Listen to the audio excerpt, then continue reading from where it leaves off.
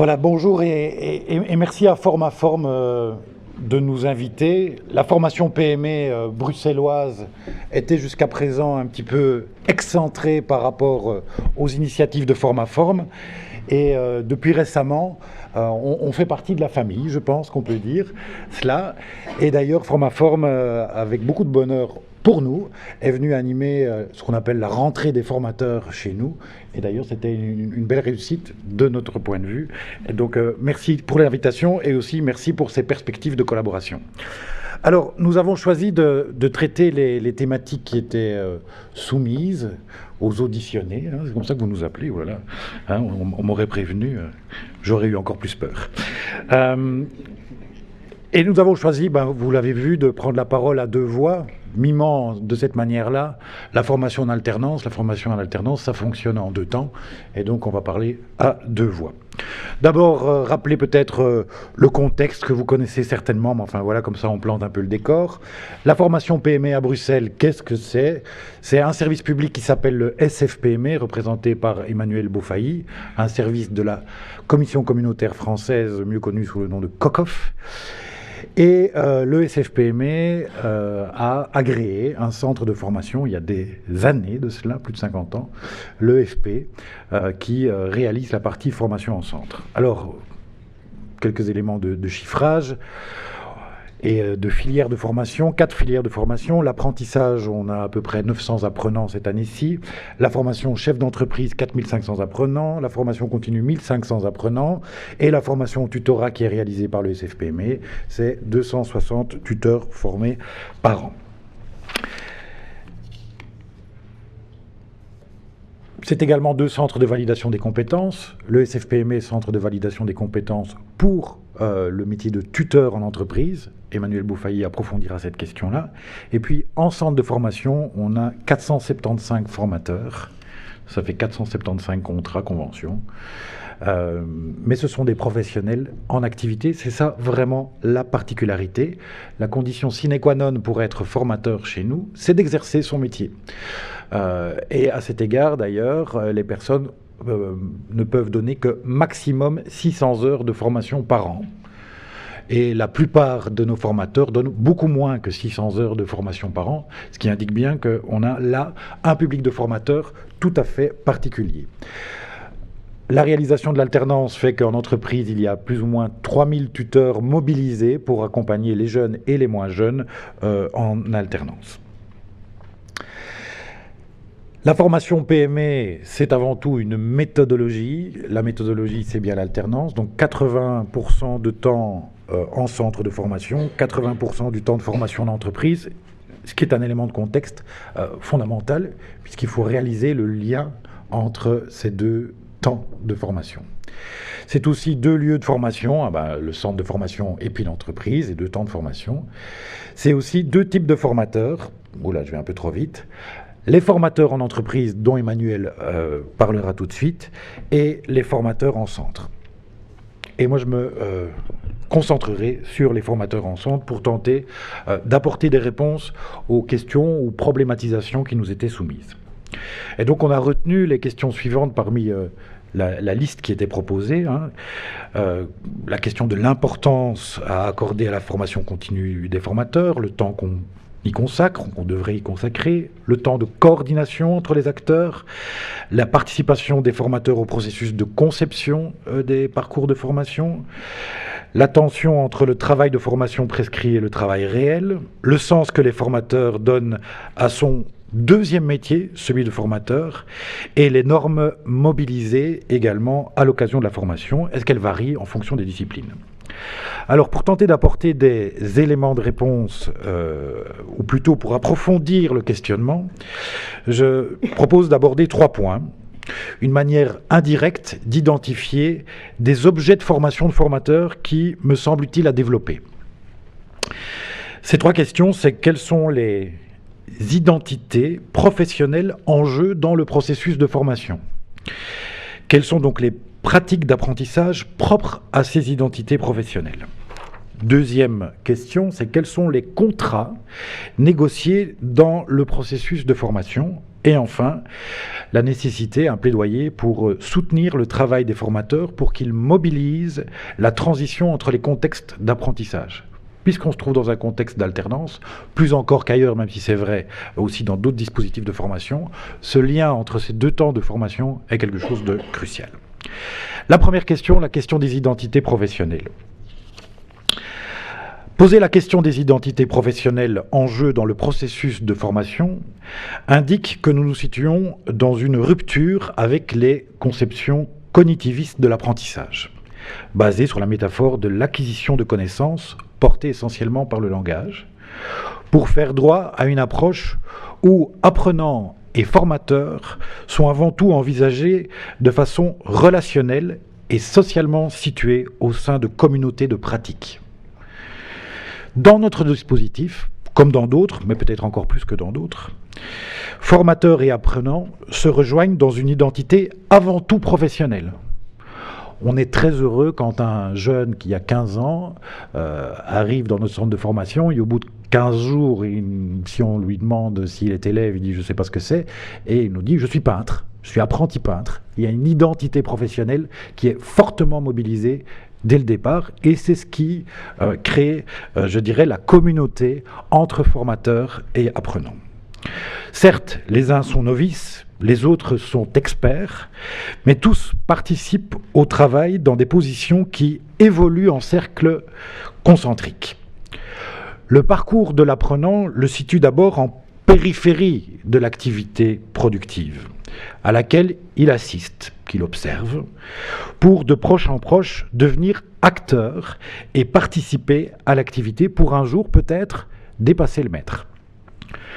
L'enjeu de l'apprentissage est en ce sens tout autant la maîtrise des techniques de travail associées que l'intégration des dimensions normatives identitaires propres à un métier.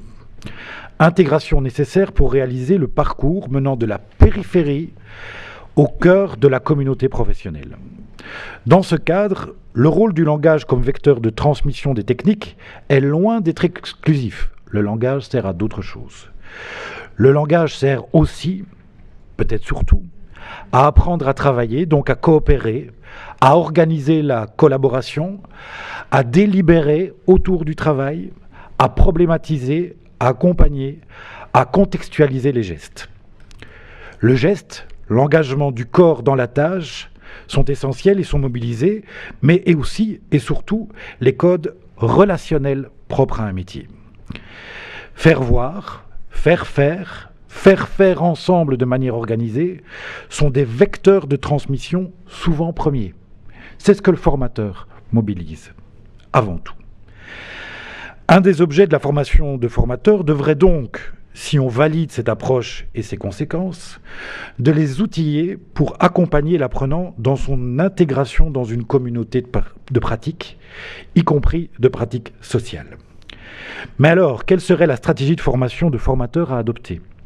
Pour tenter de répondre à cette question, il ne semble pas inutile de penser à la diversité des parcours d'apprentissage qui ont été vécus réellement par les formateurs, lorsqu'ils ne l'étaient pas, et de voir en quoi ces parcours nourrissent leur pratique de formateur. En effet, certains, et ils sont nombreux quand on tend l'oreille, revendiquent probablement la figure de l'autodidacte.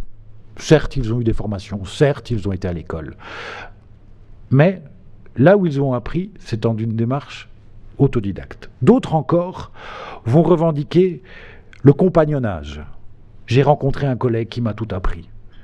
C'est mon maître. Ce n'était peut-être pas un formateur, ce n'était peut-être pas un enseignant. Espérons que certains, malgré tout, certains professionnels, évoquent également le parcours de formation qu'ils auraient vécu dans le cadre de la formation professionnelle, par exemple. Pour conclure sur ce point, l'enjeu ici, c'est de transmettre, à mon sens, les cadres, jouer avec les cadres professionnels afin de mobiliser non seulement une motivation, mais une capacité à appréhender ces codes propres à un métier. Deuxième perspective, toute situation d'apprentissage, selon moi, est l'occasion d'une négociation explicite, mais le plus souvent implicite, de plusieurs contrats. Il y a tout d'abord le contrat que je qualifierais d'éducatif, qui est à l'origine de la rencontre entre formateurs et apprenants. On attend des premiers, les formateurs, qu'ils mettent en place des processus d'apprentissage qui vont amener les seconds à maîtriser une série de compétences, de savoir et de savoir-faire. On attend des apprenants qu'ils participent à la construction de leur propre savoir et compétences. Cette vision de l'apprenant est certes idéale, voire réductrice. En effet, on sait que d'autres enjeux mobilisent les apprenants. Je pense par exemple à l'enjeu social et relationnel, être avec les potes, en clair. Et pour réaliser ce contrat éducatif, le formateur met en place ce qu'on pourrait appeler un contrat pédagogique.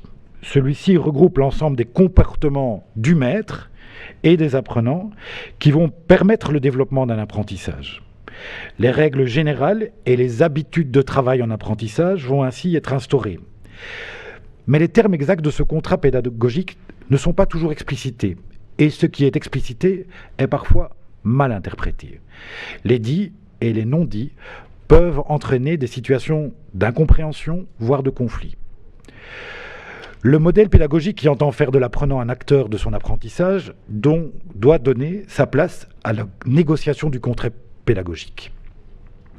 Cette négociation vise avant tout une plus grande intercompréhension des règles de fonctionnement qui déterminent la situation d'apprentissage.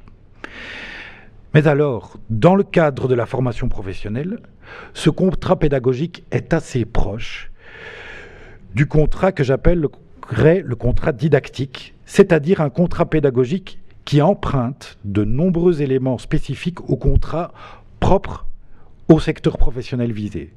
Les codes, les places, les pratiques du métier.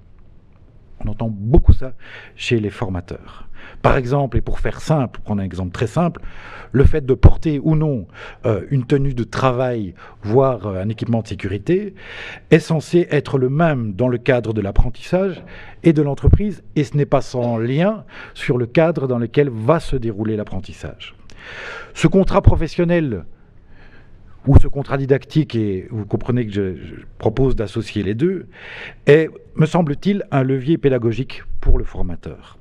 Les pratiques de communication entre apprenants et formateurs, sont également régies par un contrat de communication. Ce contrat de communication balise les échanges et détermine les modalités de communication qui sont attendues par les uns et les autres aux différents moments du travail ou de l'apprentissage. Plus de distinction entre les deux. Bien sûr, ce contrat n'est pas toute la communication.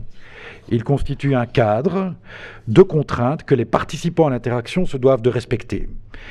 Mais il s'agit tout autant d'un espace de liberté dans lequel les participants à l'interaction peuvent choisir de façon autonome les stratégies de communication qui leur conviennent. Il y a une négociation permanente d'un contrat de communication. De plus, le contrat de communication propre à l'activité de formation, mais aussi propre à l'activité de travail, peut sans cesse être renégocié en fonction des paramètres qui interviennent dans la relation de travail ou dans la relation pédagogique. L'essentiel pour les intervenants est de bien percevoir et d'accepter les termes du contrat qui sont valables à un moment déterminé de l'interaction. Certains éléments de ce contrat sont déterminés et négociés de façon explicite, d'autres sont implicitement intégrés dans le contrat. Soit ces éléments font partie des habitudes d'apprentissage ou habitudes de travail, soit ils constituent une sorte de rituel propre à un groupe déterminé, à un formateur particulier ou encore à un secteur d'activité déterminé. Certains éléments du contrat peuvent être négociés implicitement dans une sorte d'ajustement des comportements conversationnels.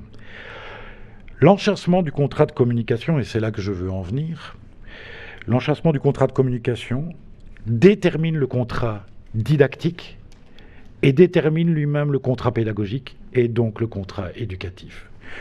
Tout ça pour en venir à cet objet qui me semble essentiel, c'est d'interroger ou de problématiser ou d'amener les formateurs à s'interroger et à concevoir le contrat de communication propre à un milieu d'apprentissage, en faisant une comparaison et un parallélisme et des liens avec le contrat de communication propre au milieu de travail et d'en faire un vecteur d'apprentissage dans une logique de coopération, de collaboration, de capacité à délibérer autour de la tâche, etc., etc. Clarifier le contrat de communication permet d'élucider, de faire apparaître les pratiques de communication porteuses de collaboration, de délibération, d'apprentissage. Et c'est tout autant vrai dans le moment de formation d'apprentissage qu'au cours de la vie professionnelle où on ne cesse pas d'apprendre. Pour illustrer le propos, un exemple, clarifier la place du questionnement au travail. Quand pose-t-on des questions à qui, pourquoi et est-ce légitime ? Ou poser la question de la place du questionnement en formation, de nouveau, qui pose les questions, comment, à qui, à quel moment, a-t-il le droit, pas le droit, qui est légitime, fait partie des compétences du formateur. Créer ce cadre fait partie des compétences du formateur. Si je pose une question en tant que formateur, est-ce dans un contrat d'illusion très scolaire, où au fond je pose une question par rapport à laquelle je connais parfaitement la réponse, ou est-ce que je pose une question dans un contrat réel qui ouvre un espace de co-élaboration, de co-construction, de coopération, de délibération autour de la tâche.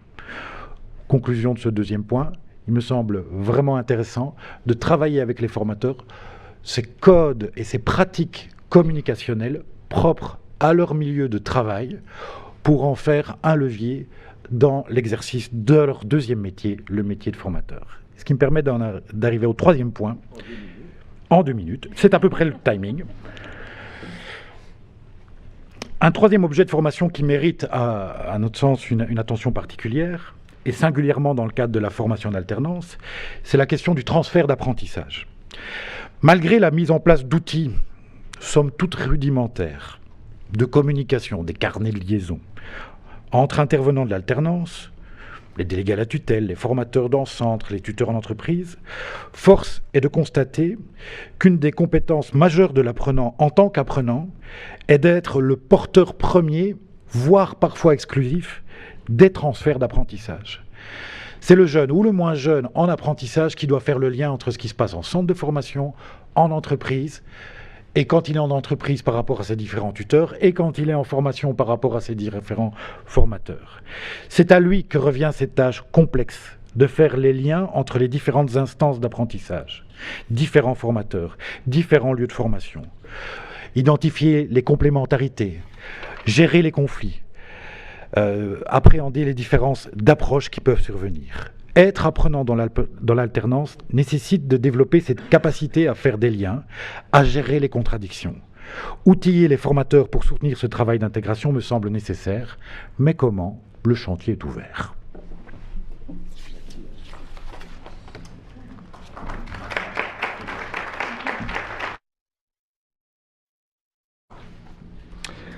Voilà, bonjour à tous. Voilà, je vais vous parler à la suite de la formation continue des formateurs en centre de formation d'un autre volet qui est pour nous très important, étant donné qu'on est dans le cadre de la formation en alternance. C'est la formation des formateurs en entreprise, de ce qu'on va communément appeler des tuteurs. Donc, pour rappel, Vincent l'a dit en début d'exposé, notre dispositif de formation, c'est l'alternance, c'est 80% du temps de formation en entreprise, 20% du temps de formation en centre de formation.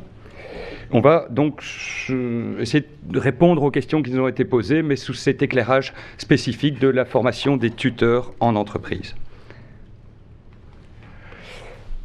Alors, la formation des tuteurs en entreprise, il faut partir de 3 constats pour démarrer. Tout d'abord, c'est une compétence qui ne relève pas directement des opérateurs de formation.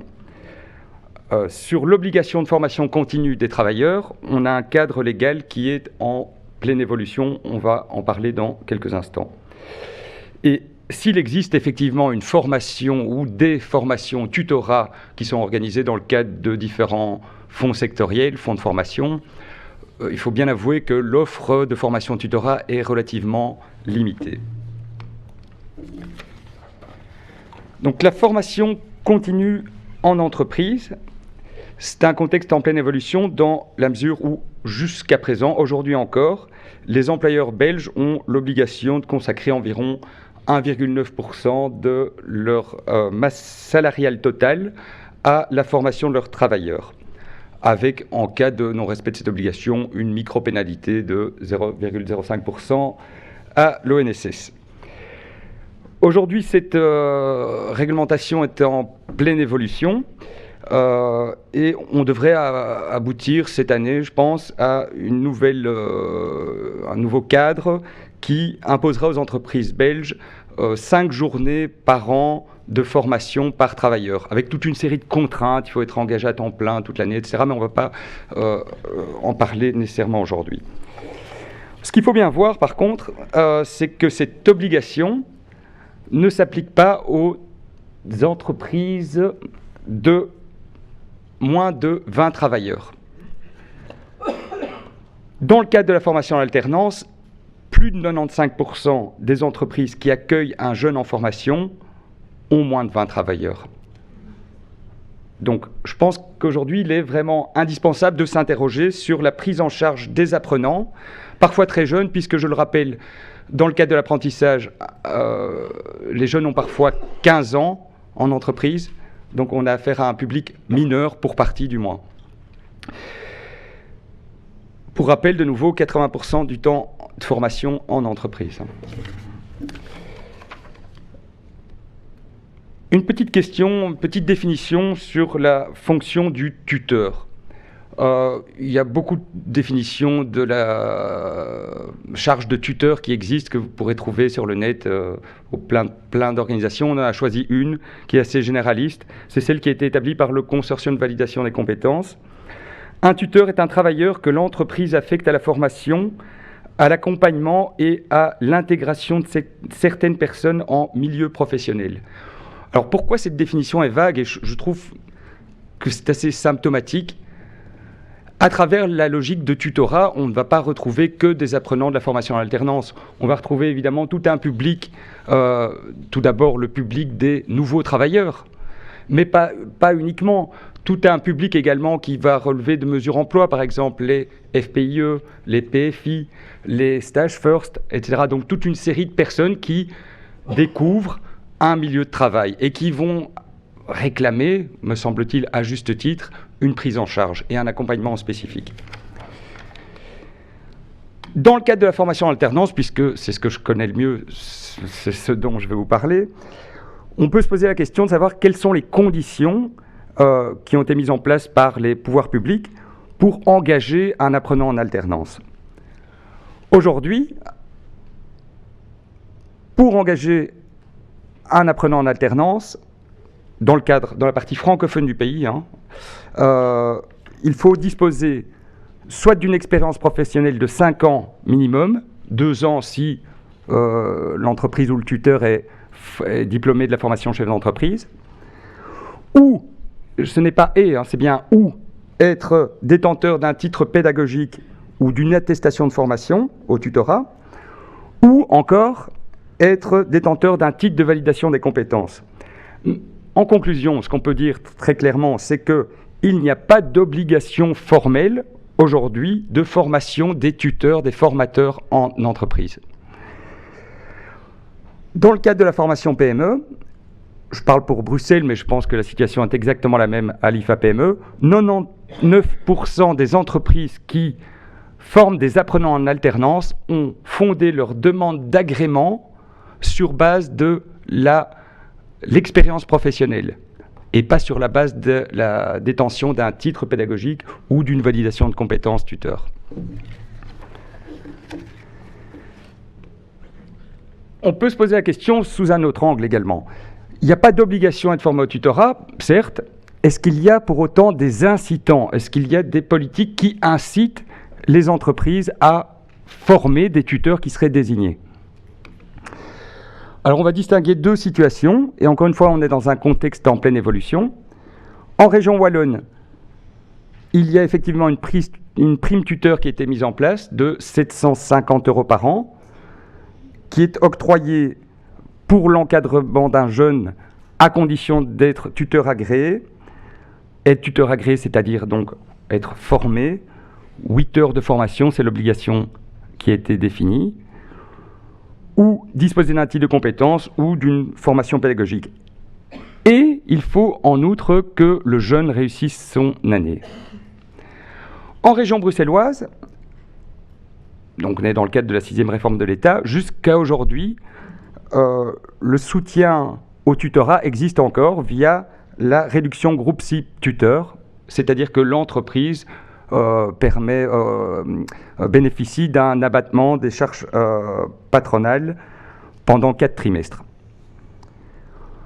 Cet octroi est conditionné dans le cadre de la région bruxelloise, effectivement également au statut de tuteur agréé, c'est-à-dire formé ou disposant d'un titre de validation des compétences. Toutefois, cette politique de soutien au tutorat est en train d'être modifiée à Bruxelles, puisqu'à partir, on nous annonce le mois de juillet 2018, la suppression de la disposition réduction groupe cible tuteur au profit d'une nouvelle prime, une prime alternance, qui serait une prime de soutien aux entreprises qui engagent des apprenants en alternance. On parle de 1 000 € par jeune, par tuteur, donc 1 000 € supplémentaires si le jeune est bruxellois. Alors, on va se réjouir de cette situation. Effectivement, on constate qu'il y a des besoins de places de stage en entreprise. La rentrée 2017 nous a montré qu'il manquait probablement plus de 300 places de stage disponibles à Bruxelles. Donc, une logique d'incitation envers les entreprises est une bonne chose. Néanmoins, ce qu'on constate, c'est que cette prime n'est pas du tout conditionnée aujourd'hui, enfin à partir du mois de juillet, à détention d'un titre de tuteur ou à une quelconque formation au niveau du tutorat.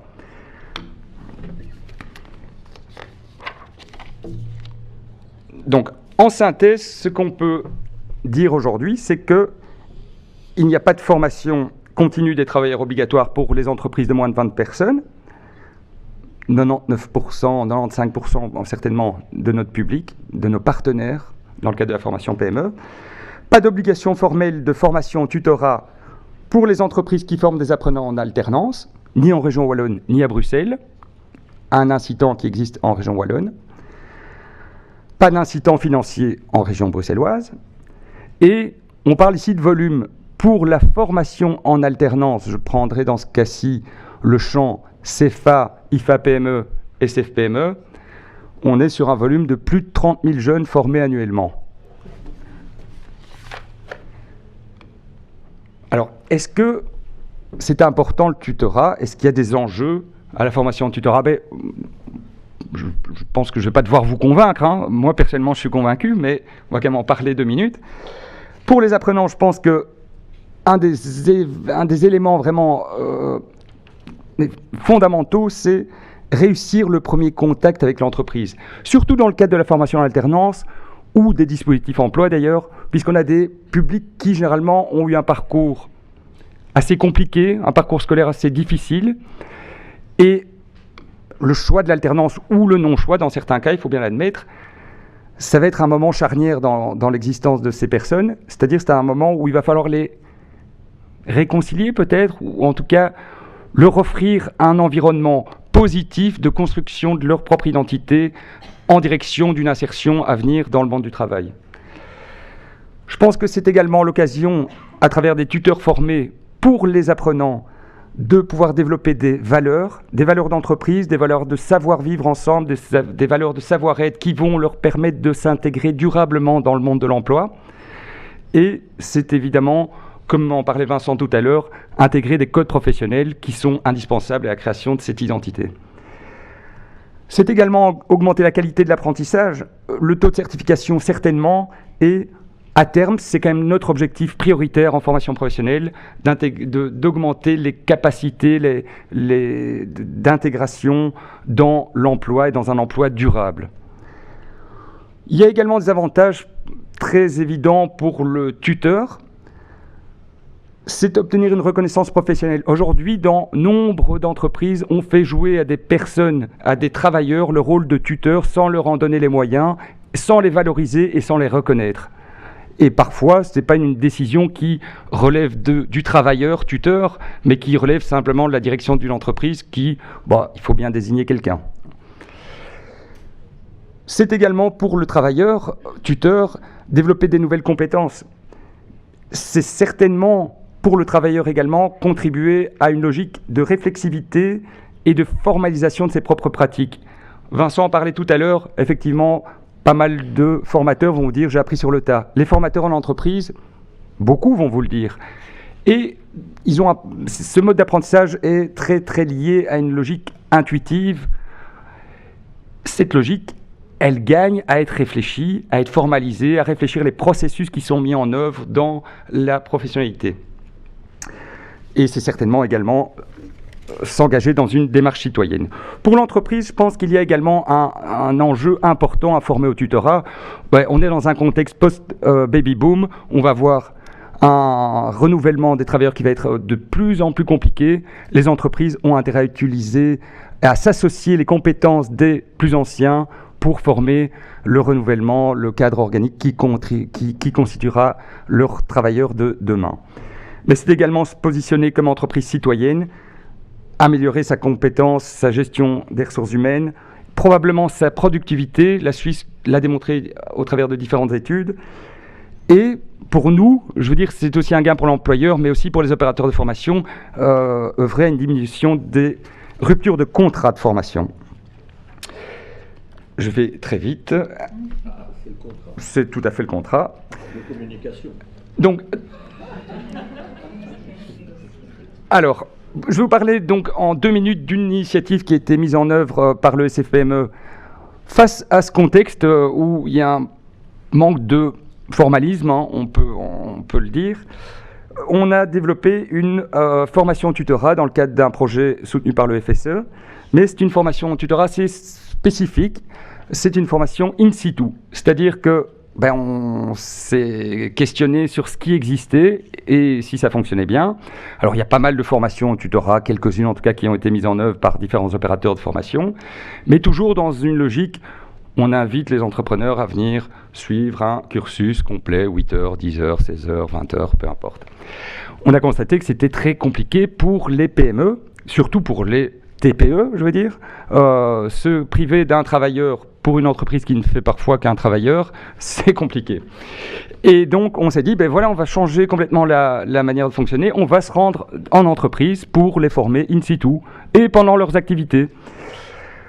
Alors, une logique, pour nous, c'était une manière de personnaliser, évidemment, la formation, en fonction du profil du tuteur, en fonction du profil du tutoré, et en fonction de la spécificité de notre public, évidemment, qui est quand même très particulière. On a voulu construire un parcours, un programme de formation qui va aider, en tout cas, le parcours formatif de l'apprenant. Et évidemment, on a voulu cette formation comme une contribution au développement d'une éthique au sein de l'entreprise. Et pour conclure, je vais vous parler encore une petite minute. Au terme de la formation au tutorat in situ, on a voulu également évaluer les acquis de formation parce que c'est très bien de former, mais il faut évaluer. Et donc, on a eu recours dans ce cas-là à la validation des compétences. Le CFME s'est positionné comme centre de validation des compétences. Et enfin, je vais terminer par des recommandations qui me paraissent indispensables. Tout d'abord, systématiser la formation des tuteurs dans le cadre de l'accueil des stagiaires au sens large, pas uniquement de la formation en alternance, mais de toutes les mesures emploi également. Via des mesures souples, je pense, gratuites, développer certainement l'évaluation des acquis de formation en entreprise dans le cadre d'un partenariat, et ça je le souhaite vivement, formalisé entre le monde des entreprises et les opérateurs de formation. Probablement, une des pistes également, développer un partenariat tutorat avec les fonds sectoriels et les opérateurs de formation, puisqu'aujourd'hui, les formations tutorat qui existent dans le cadre de l'obligation de formation continue des travailleurs relèvent exclusivement des fonds sectoriels, sans prendre en compte la spécificité des logiques formation en alternance et des publics jeunes, notamment. Officialiser, valoriser le rôle du tuteur et évidemment soutenir la validation des compétences. Je pense qu'on peut également interroger Formaform sur le rôle qu'il pourrait être amené à jouer dans la formation des tuteurs en entreprise. Merci de votre attention. Oui, moi j'ai 2 questions. Une première qui est factuelle. Les formateurs en centre, qui ont tous une activité professionnelle, est-ce qu'ils sont pour l'essentiel indépendants ou est-ce qu'ils sont issus d'entreprises ? Et une corollaire, est-ce qu'on peut trouver des tuteurs, avec tout l'enjeu que vous venez décrire ici au niveau des tuteurs, qui sont également formateurs en centre? Ça, c'est pour ma compréhension de votre dispositif. Alors, une question plus fondamentale, me semble-t-il, par rapport à un élément très fort du projet tel que vous l'avez expliqué. C'est cette ambition autour de la communauté telle que vous essayez de le mettre en place entre les apprenants et les formateurs. C'est vraiment très fort comme approche et comme concept, mais faisant le constat que vous avez rappelé vous-même que ces formateurs ont un vécu, ont été des apprenants, sont issus de secteurs différents, qui ont des pratiques formatives différentes. Comment gérez-vous cette ambition de créer une communauté, même si j'ai perçu qu'on pouvait les imaginer par secteur également, par secteur de pratique? Mais comment gérer cette ambition de créer une macro-communauté avec des vécus, des passés et une relation à l'apprenant qui est fort différente et qui le restera en partie? Ça, c'est l'avantage des deux, c'est qu'on peut refiler la mauvaise question à l'autre. Alors, par rapport à la première question, nos 475 formateurs, il y a des indépendants, il y a des chefs d'entreprise et il y a des salariés. Peu importe, c'est leur pratique professionnelle dans le cadre des métiers couverts et également plutôt dans le cadre des PME. Plutôt. Voilà. Ceci dit, la relation au centre, je ne sais pas si c'était l'objet de votre question, on contractualise soit sous forme d'indépendance, soit salarié, c'est à peu près, enfin un contrat à durée déterminée, c'est à peu près la moitié en indépendant et l'autre moitié sous situation de contrat de travail à durée déterminée. La deuxième question... Ça arrive, mais on essaye en tout cas de faire en sorte que le tuteur n'intervienne pas ou peu, ou dans de rares cas, pour les apprenants qu'il suit en centre de formation pour bien distinguer la chose. Mais parfois, la réalité fait qu'on doit y arriver. Votre question, merci beaucoup pour la question et pour l'encouragement à réfléchir là-dessus. Mais quelque part, le point de vue, c'est de dire que c'est une sorte de plaidoyer pour une forme de formation en didactique professionnelle, mais une didactique qui se focalise sur les pratiques sociales et communicationnelles propres à un secteur. Oui, donc, une formation de formateur, à mon sens, gagne, en tout cas en termes de stratégie, à être sectorialisée, même si les grandes orientations peuvent être partagées, qu'à un moment donné, une confrontation des pratiques peut être enrichissante aussi, bien sûr. Mais je crois, en tout cas, c'est la stratégie que l'on adopte chez nous, c'est de vraiment créer cette communauté professionnelle dans le cadre de la formation. C'est que tout le monde s'y sente partie prenante, et pour ça, il y a probablement une posture qui est plus une posture qu'une réalité, probablement. Hein. Il y a toujours des PowerPoint, des tableaux, des créés, et des plus et des moins, et des fois et des divisés, et ce genre de choses. Mais malgré tout, que les gens se sentent ensemble et appartenir avec cette idée de cercle concentrique dans cette communauté de pratique. Et je pense aussi que ça permet de rassurer des formateurs dont le premier métier n'est pas d'être formateur et qui ont parfois toute une représentation sur « Oh là là, je deviens formateur et alors quelle posture je vais devoir prendre? Je vais ressembler à qui? C'est qui mon image du formateur auquel je vais... » c'est leur ancien formateur, ou peut-être celui qui leur a appris quelque chose à un moment donné. Et comment a-t-il appris à un moment donné? Peut-être remobiliser tout ce souvenir enrichissant et parfois heureux, à la fois pour faire tomber, je dirais, la pression. Hein, moi, je vois certains formateurs, nouveaux formateurs, oulala, c'est vraiment un grand pas pour eux de devenir formateurs. Et donc, être dans une zone proximale de développement pour eux me semble une stratégie intéressante pour qu'ils remobilisent ce qu'ils savent déjà faire.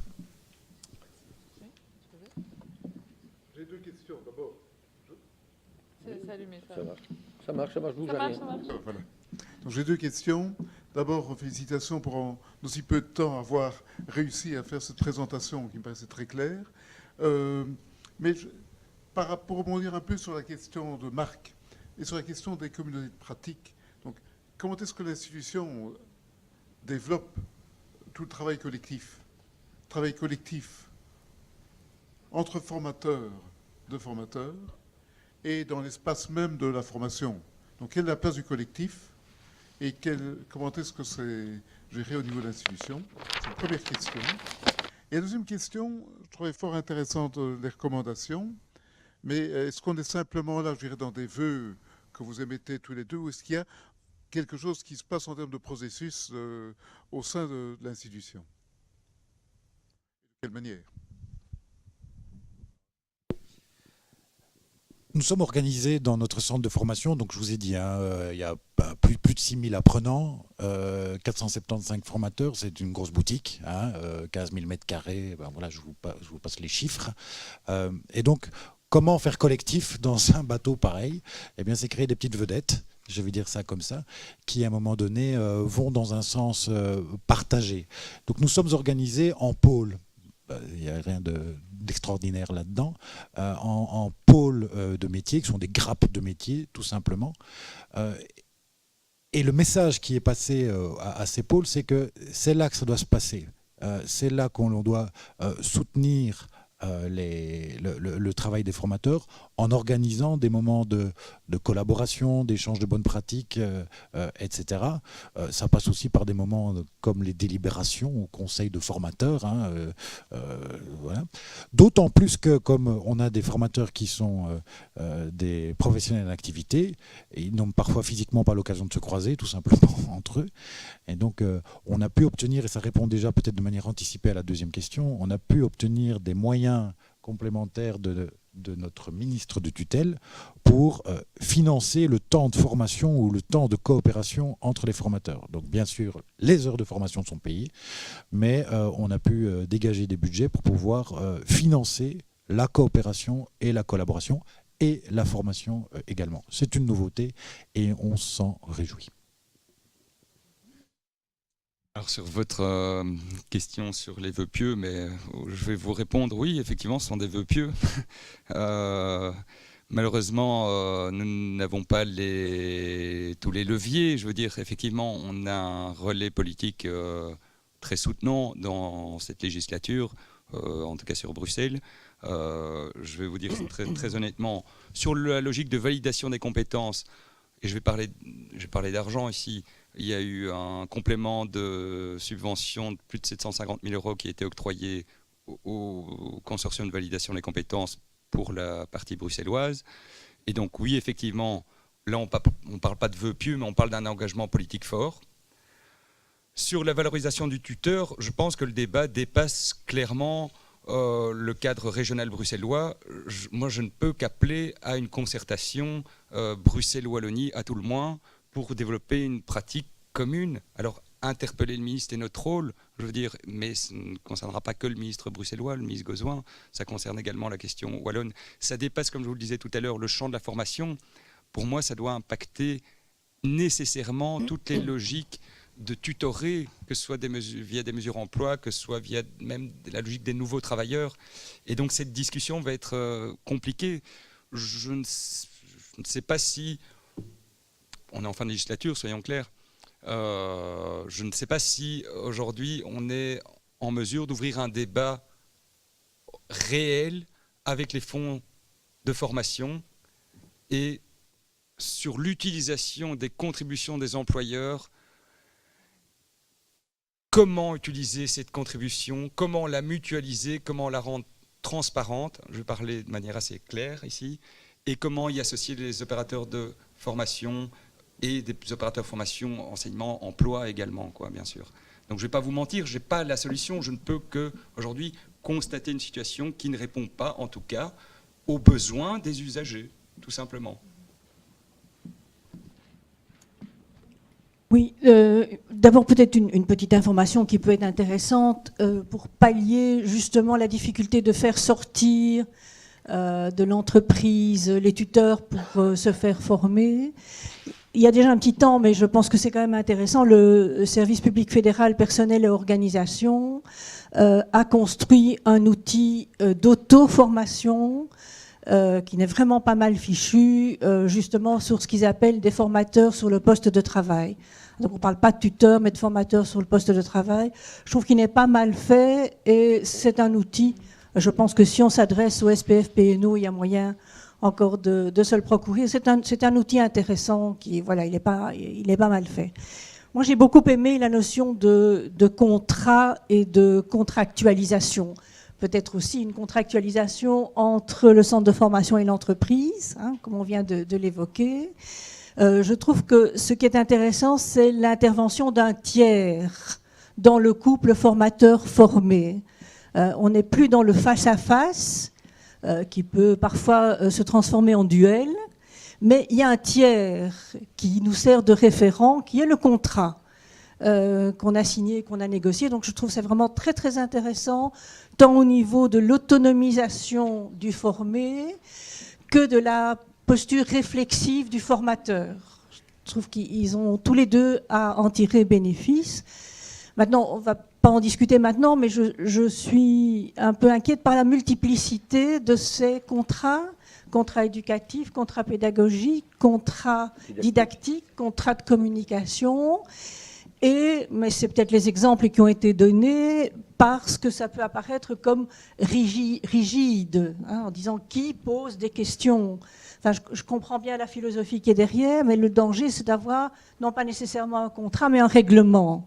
Mais bon, voilà, c'est un peu une inquiétude personnelle, alors que je trouve que c'est vraiment un outil tout à fait puissant. Je suis aussi fort interpellée par ce qui a été dit en disant que cela pèse sur les épaules du formé de faire le lien entre l'entreprise. Il fait le go-between. Hein. À l'école, il vient dire « je ne peux pas faire, mon patron n'a pas voulu ». Et au patron, il dit oui, mais c'est l'école, hein, qui veut ça. Et donc, je pense, mais vous le faites peut-être, donc je n'en sais vraiment rien, l'intérêt de mener des réflexions aussi sur l'écart que les formés peuvent percevoir entre le discours de l'école et la réalité du terrain. Et je pense que c'est ça qui peut aussi permettre de faire qu'il ne soit pas avalé par le terrain, une fois qu'il y travaille, et que toutes les belles paroles, oui, mais c'est l'école, c'est de la théorie, tout ça, mais la nécessité, en tout cas, de réfléchir sur l'écart par rapport à la norme, telle que l'école l'apporte, hein, effectivement. Ça me semble intéressant, mais peut-être que vous le faites, d'organiser effectivement des activités de réflexion qui permettent de mettre à plat cet écart, je pense à autre chose. Et pourquoi est-ce qu'on n'a pas fait exactement ce que l'école nous a dit de faire? Pas vraiment des questions, mais peut-être des réactions par rapport à ça. Par rapport à la première question sur la multiplicité des contrats, enfin, en tout cas, je prends celle-là. Sur la multiplicité des contrats de communication, ce que j'ai essayé de faire, c'est d'aller un petit cran plus loin, et c'est de dire... Le contrat de communication au sens large, hein, c'est les pratiques langagières, les pratiques de parole. Hein. Qu'est-ce qui est valable dans l'entreprise? Comment je peux prendre la parole dans l'entreprise, que je sois travailleur, chef, pas chef, etc. C'est comment la parole circule et à quoi elle sert. Donc quel est le contrat de communication? Me semble être le contrat clé qui... Enfin, vous avez vu un peu l'emboîtement, hein, un contrat pédagogique que j'ai proposé. Et à mon sens, je renverserai les choses pour attaquer toutes ces questions-là à travers le contrat de communication. Mais pas un contrat de communication qui est le contrat de communication dans un cadre scolaire. C'est un contrat de communication qui serait similaire, ou en tout cas comparable, ou qui mobiliserait des éléments propres aux pratiques communicationnelles dans le travail, autour du travail, autour du geste, autour de l'objet en travail, dans le cadre de la formation. C'est un peu ça la posture. Maintenant, comment le travailler, c'est identifier, avoir des clés de lecture. C'est pouvoir regarder une situation de travail et se dire, tiens, qui parle? Qui pose les questions? Qui a la légitimité pour poser les questions? Qui a la légitimité pour y répondre? Quand on pose ces questions-là, on a l'occasion de dire, tiens, dans tel milieu de travail, ou tel milieu d'apprentissage, tout le monde a le droit et de poser des questions et de donner des réponses dans un contrat de communication qui n'est pas un contrat d'illusion pour le questionnement, par exemple, mais un contrat de questionnement réel. Si je te pose la question en tant que formateur, c'est parce que je ne connais pas la réponse, ou j'ai une idée de la réponse, mais peut-être que toi aussi, et on va être dans une communauté de pratiques délibératives autour de la tâche. Donc c'est très problématisant ma manière de présenter les choses, mais je pense que ça peut se traduire de manière extrêmement concrète en offrant des outils d'analyse de situations de travail et de situations d'apprentissage pour permettre de faire le lien. La deuxième chose, c'est l'écart par rapport à la norme, et puis je passerai évidemment le micro à Emmanuel. Le plaidoyer qui est ici fait, c'est de diminuer autant que faire se peut l'écart ressenti entre ce qui se passe en centre de formation et en entreprise, vous l'aurez compris. Mais moi j'ai terminé en disant les chantiers sont ouverts. Je suis persuadé que cette question est cruciale, la question des transferts d'apprentissage. Mais je me demande si on est les uns les autres fort armés pour répondre réellement à cette question-là, au-delà d'outils auxquels je ne crois pas, moi personnellement, les carnets d'apprentissage, ce genre de choses, les carnets de liaison, etc. C'est gentil, mais ce n'est pas là que se passe. C'est très formel et d'ailleurs, ce n'est pas utilisé, pour dire les choses encore plus clairement. Donc c'est bien la démonstration que ça ne fonctionne pas. Mais simplement se dire, c'est sur l'apprenant que pèse la question du transfert d'apprentissage, de manière très forte. Et peut-être que aider l'apprenant à vivre ces contradictions, à lui dire, c'est normal que dans ton entreprise, on te raconte ceci et que dans ton centre de formation, on te raconte cela. Et puis quand tu changeras d'entreprise, on te racontera encore autre chose à propos de la même pratique et pouvoir en faire une richesse plutôt qu'une pression à résoudre par l'apprenant. Voilà. Je pense sur la question effectivement de la transférabilité. D'une part, on va lancer une démarche... le centre va lancer une démarche, le service également, une enquête de satisfaction auprès des usagers, première chose, et une grande enquête sur la qualité du dispositif auprès des entreprises, mais auprès des apprenants également. Donc de là, on espère avoir évidemment des pistes de solutions pour améliorer la situation, et j'en conviens avec Vincent, parfois très inconfortable pour les apprenants qui sont soumis à un cadre en entreprise qui est très différent du cadre et des exigences du cadre normatif, on va dire, ou d'évaluation qu'on peut rencontrer dans un centre de formation, même si c'est très ouvert à Bruxelles, hein, Vincent, je te rassure. Effectivement, il faut parfois faire le grand écart entre ce qu'on vit d'un côté et ce qu'on doit vivre de l'autre, avec en plus cet aspect encore plus problématique que l'évaluation relève exclusivement de l'opérateur de formation, du centre de formation, et non pas de ce qui est acquis dans la réalité de l'entreprise, même si, comme je l'ai dit tout à l'heure, 80% du temps passé se passe en entreprise. Donc parfois on a un écart effectivement difficile à résoudre, on va dire.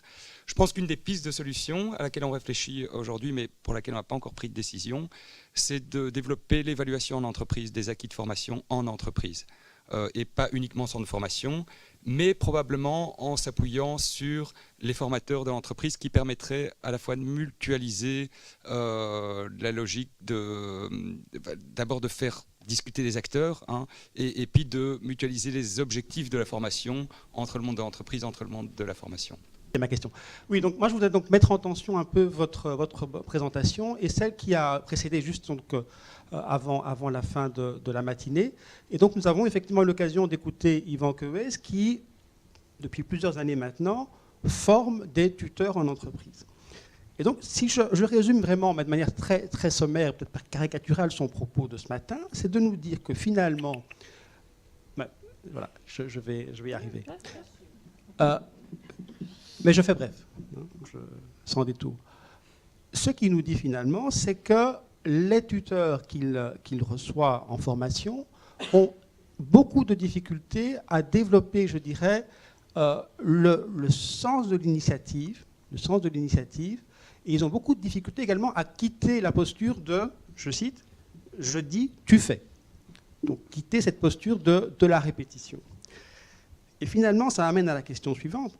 si je reprends un peu votre terme, qui consiste à dire il faut développer un contrat de communication, est-ce que ce contrat de communication qui serait développé, par exemple, entre un formateur en centre et son stagiaire, est-ce que ce contrat de communication pourrait-il amener à remettre en question le contrat de communication qui a lieu entre le tuteur en entreprise et le stagiaire?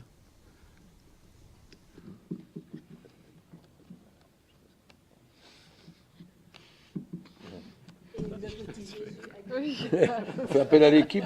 L'enjeu des contrats de communication est avant tout la capacité à les gérer et à en gérer la diversité.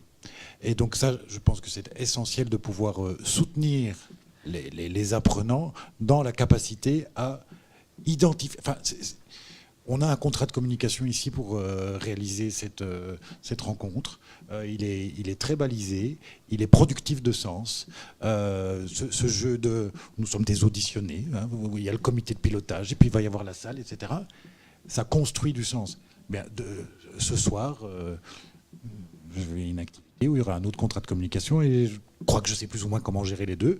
Enfin, ça va, avec mon expérience, ce qui fait que je me sens à l'aise et que je sais prendre place dans ces différentes situations de communication. Au fond, le travail, c'est soutenir les apprenants et les formateurs et leur donner un certain confort par rapport à cette diversité-là, et certainement pas de les mettre en contradiction ou en tension. Ce qui se passe dans pas mal de cas avec des conflits de légitimité. Oui, mais lui, il t'a dit ça. Oui, mais je sais bien comment il fait le pain, lui. Hein. Bon, hop, c'est parti. Et alors, il n'y a personne qui a gagné. Hein. Ça, c'est certain. Bonjour d'abord aux deux orateurs. Merci pour votre intervention. Moi, j'ai une réflexion, puisque vous disiez effectivement que quelque part, l'apprenant fait le lien entre les différents éléments et quelque part, nécessairement, je suis assez d'accord avec ça, doit être acteur de sa propre formation, doit être impliqué dans sa propre formation. Maintenant, j'ai une inquiétude depuis ce matin, en fait, depuis chaque exposé, c'est qu'on parle de savoir. Certes, il faut des savoirs. On parle de savoir-faire, on le disait sur l'exposé juste précédent, de dire on doit pouvoir maçonner un mur, on doit savoir faire ça. Et on apprend mieux quand on le fait soi-même. Il me manque un petit peu depuis ce matin le savoir-être. Ça a été juste un tout petit peu abordé dans la deuxième partie de l'exposé. Et je me demande si ce savoir-être de l'apprenant n'est pas la clé, justement, de tout ce qu'on dit depuis ce matin, de dire si le formateur se pose la question de savoir finalement pour quelle raison le formé ou l'apprenant est là devant moi, quel est l'être qu'il y a derrière et qu'est-ce que lui veut vraiment faire. Est-ce que si on a la réponse à cette question-là, est-ce que ça ne débloque pas un peu les situations? De plus en plus difficile. Hein. Merci. Et on négocie le sens de ce qu'on est en train de se dire et partager, parce que mettre un point focal sur les pratiques communicationnelles, c'est mobiliser une grande partie du savoir-être. Et c'est justement inverser les choses. Et j'ai commencé en disant que voilà, on signalait s'éloigner d'une perspective de l'apprentissage cognitiviste, etc., orienté savoir, justement pour mobiliser des codes sociaux qui se traduisent par des pratiques communicationnelles, qui sont les conditions d'un développement d'un savoir et d'un savoir-faire. Voilà. Et donc, je vous rejoins à fond. Et donc, si j'avais pu mettre en fond d'écran, si on avait pu mettre être là derrière, c'était bien le sens de la communication. Et là-bas ?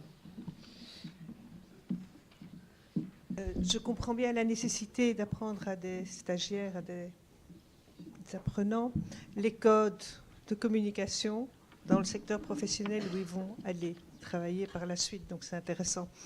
Mais je ne comprends pas pourquoi vous appelez ça un contrat de communication.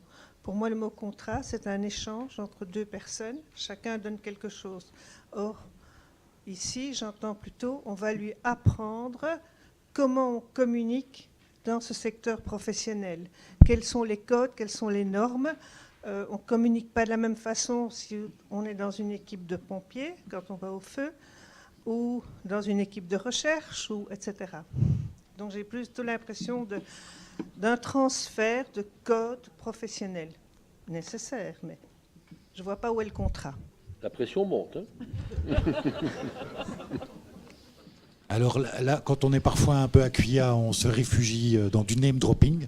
Donc je vous invite à lire Patrick Charaudot, qui a écrit pas mal sur le contrat de communication dans un tout autre contexte que celui de l'apprentissage.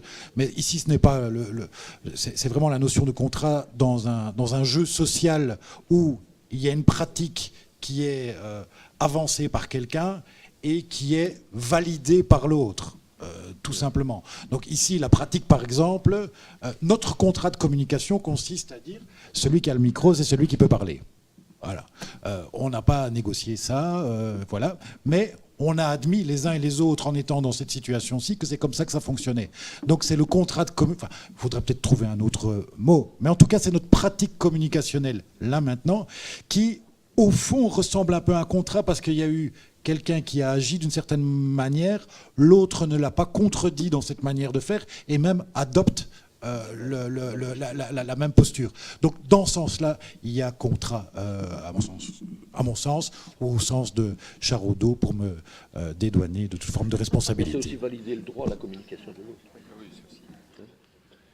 Oui, on passe de l'autre côté de la salle. Oui.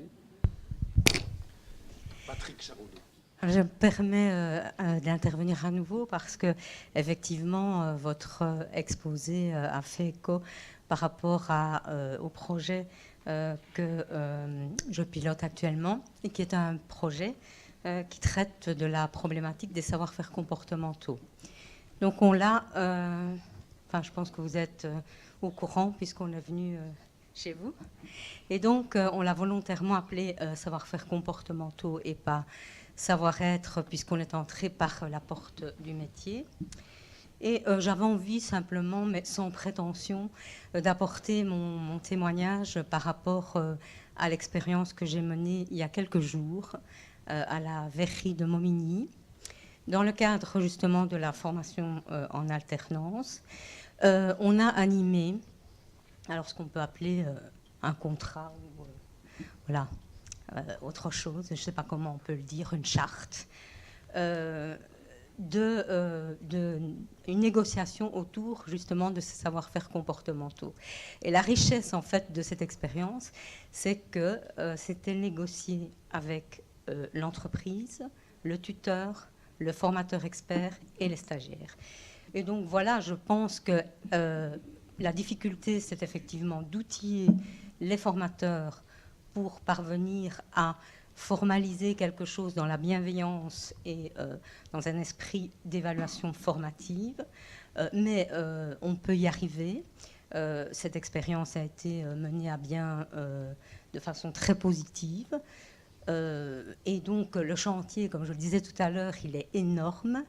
Et on a besoin effectivement d'échanger et de continuer à réfléchir à la manière d'outiller nos formateurs pour entrer dans ce genre de processus si on veut que l'apprenant soit acteur de sa formation. Je vais excusez-moi, réagir 2 petites secondes. Je trouve ça c'est super comme initiative et je trouve effectivement que le contrat, j'insiste sur le terme, un contrat de communication, me semble-t-il, doit impliquer tous les acteurs, effectivement, et pas simplement le formateur, le formé, mais effectivement tous les acteurs de la formation, l'entreprise, le tuteur en entreprise, l'accompagnateur éventuellement, etc. À côté de ça, je voudrais quand même mettre un petit bémol dans toute cette agréable discussion, c'est les moyens financiers, évidemment. Et on reviendra toujours à cette question. On voit bien déjà la formation continue des tuteurs en entreprise, elle n'est pas financée. Qui va financer ce type de mise en œuvre? Avec quels moyens? Est-ce qu'aujourd'hui il y a un projet politique sur la table sur cet objet? Je ne crois pas. Ça fera sans doute partie des recommandations que nous pourrons transmettre en finale de notre réflexion. D'autres questions ou réactions? temps. Comité de pilotage. Une petite dernière. Mais je voyais que... Non. Deux. Merci beaucoup pour votre intervention vraiment très riche. Vous avez parlé d'identité professionnelle. Et moi, je m'interroge beaucoup. Ça va, vous entendez ? Je m'interroge beaucoup sur cette identité professionnelle du formateur quand on voit actuellement la multitude de facettes, de casquettes que doit porter le formateur. Et en vous écoutant, la gestion du contrat de communication et tous les contrats montrent que ça développe des compétences multiples. Et on peut énumérer, par exemple, je dirais des casquettes. On a l'impression que le formateur, à ce jour, doit être un animateur, doit être un technicien, un éducateur, un accompagnant, parfois même un assistant social, certains nous parlent de ça, un coordinateur, un évaluateur, et certains même disent qu'ils doivent être représentants commerciaux parce qu'ils doivent vendre la formation, etc. On a une impression de multicasquette. Alors moi, je m'interroge sur, d'abord, qu'est-ce qu'on fait de ça ? Est-ce qu'on n'est pas dans une mission impossible ? Et est-ce qu'on n'est pas dans un risque d'épuisement professionnel important ? Quand on voit les compétences actuellement que doivent développer les formateurs pour assurer leurs tâches. Oui. Vas-y, Vincent. Bien sûr. Mais est-ce que ça a tellement changé ? Est-ce que c'est tellement nouveau ? Ou est-ce qu'à partir du moment où quelqu'un s'engage dans une démarche d'enseignement ou de formation, la question est valable dans le milieu scolaire, ce que vous dites, scolaire pur. Quand on s'engage dans une démarche de formation d'enseignement, il est probable qu'on charrie tout ce que vous dites. Et peut-être une piste de réflexion, c'est de pouvoir interroger et plutôt de laisser un maximum de place au travail réel des formateurs pour éviter l'épuisement professionnel, comme vous dites. Et donc là, de nouveau, je connais 4 auteurs, je les cite quand je peux. Jean-Christophe Dejour, La souffrance au travail. Voilà, toute la distance entre le travail prescrit et le travail réel. Certains connaissent ça. Travail réel. L'anecdote pour comprendre c'est quoi le travail réel, ce que c'est que le travail réel, c'est des personnes qui sont veilleuses de nuit dans un établissement hospitalier pour enfants. Et donc tout leur enjeu, c'était de ne pas s'endormir pendant leur nuit ou de ne pas réveiller systématiquement les petits patients parce que dès qu'ils respiraient un petit peu à moitié ou pas tout à fait bien. Et donc ce qu'elles ont mis en place, c'est de tricoter pendant la nuit. Pourquoi ? Parce que le tricot faisait qu'elle avait une veille intermédiaire. Génial. Il n'y a personne qui va prescrire ce genre de pratique. Là, on est dans le travail réel, mais le travail réel qui a été validé collectivement. Est-ce que pour les formateurs, ce n'est pas quelque chose aussi à faire ? C'est de quelque part valider, qu'il y ait des auto-validations de pratiques par rapport à cette multiplicité d'actions effectivement qui sont soit prescrites institutionnellement, soit prescrites par la réalité. Voilà, un formateur qui est confronté à une jeune fille de 15 ans qui est enceinte, c'est du quotidien, ou la consommation de stupéfiants, etc., c'est du quotidien. Et donc il y a, comme vous le dites, une diversité de métiers. Et donc pour soutenir le travail des formateurs, est-ce qu'il n'est pas utile de donner de la légitimité au travail réel que eux pensent réaliser et réalisent réellement, plus que de multiplier les prescrits et les contraintes. En tout cas, c'est le point de vue d'un directeur de centre. Peut-être que ce ne sera pas la même chose du côté de mon administration qui exerce la tutelle pédagogique sur le centre. Pour être très clair, je vais répondre à Vincent. On ne financera pas le tricot pour les formateurs.